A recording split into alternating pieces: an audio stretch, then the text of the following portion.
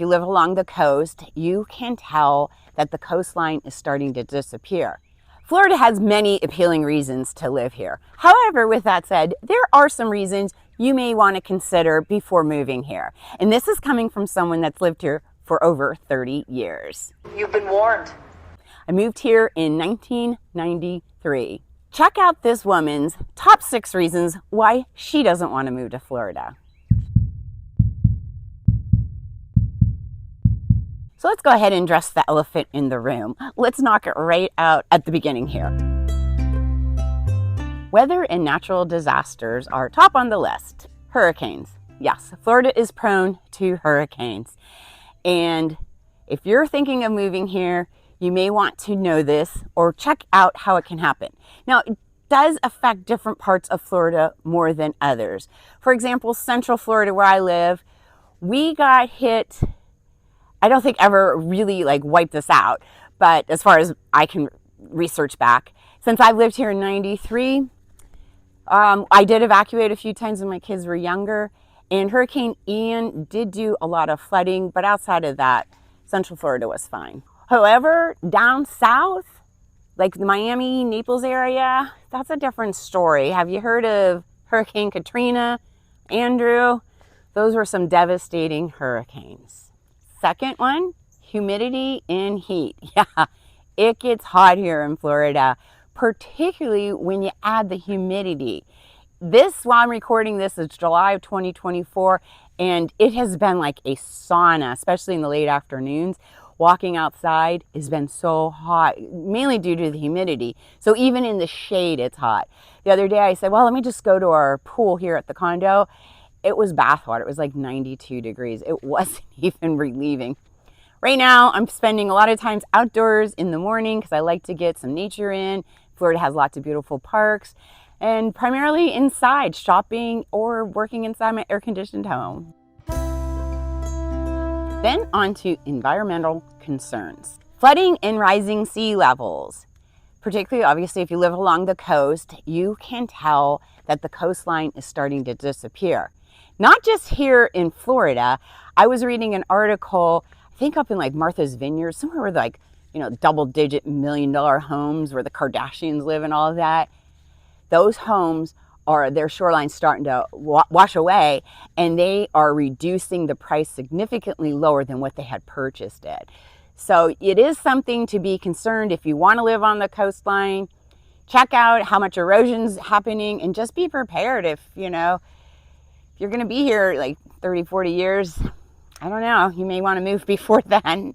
I bought a property across the street from the ocean, and I jokingly but half seriously say I think in 30 years I'm going to have oceanfront property. Another one is wildlife. Yep, we got alligators, snakes, coyotes, mosquitoes, palmetto bugs. Palmetto bugs take a little get used to. They look like fine cockroaches. Some say they are. I don't know. Either way, they're gross. Mosquitoes can be dangerous. I'm out in the woods. I always bring my bug repellent spray. I spray on before I get out here because they're usually always swarming around, and if I don't, they're going to end up biting me, and they do carry tons of diseases. We also have bears. We have all kinds of wildlife here.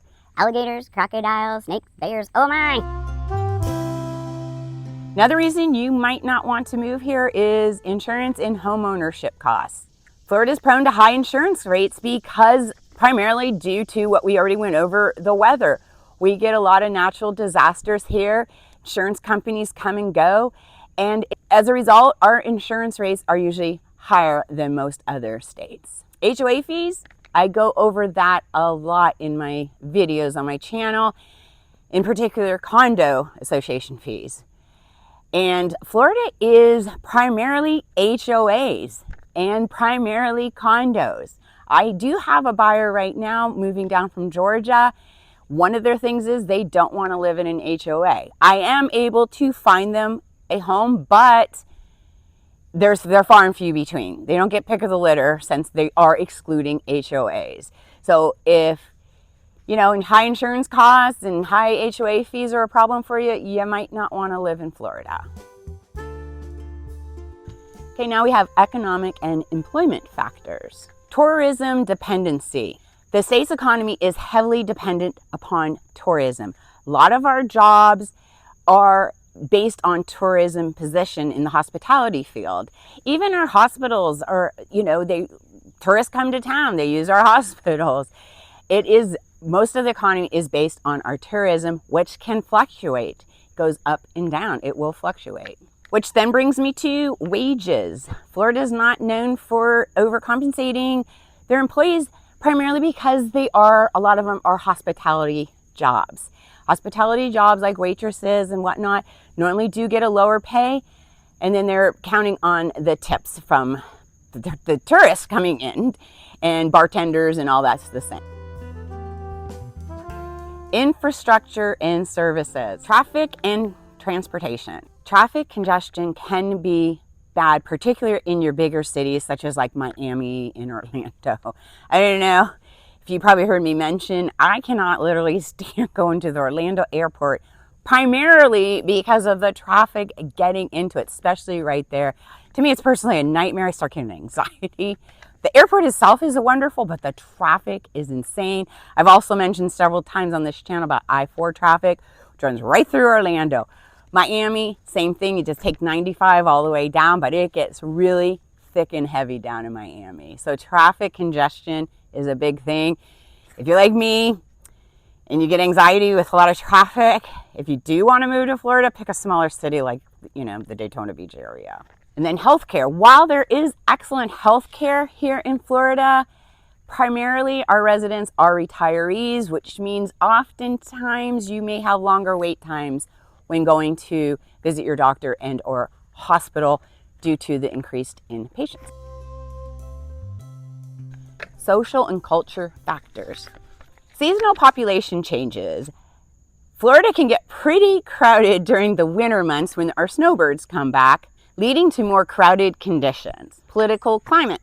The political environment might not suit everyone, as Florida has a diverse and often polarized political landscape. So I'm here today out at Indian Lagoon, and I keep looking down because as I'm walking down this path, there's little crabs everywhere. I'll show you the holes. And as soon as I walk by, they jump in, but it's all the way down that path.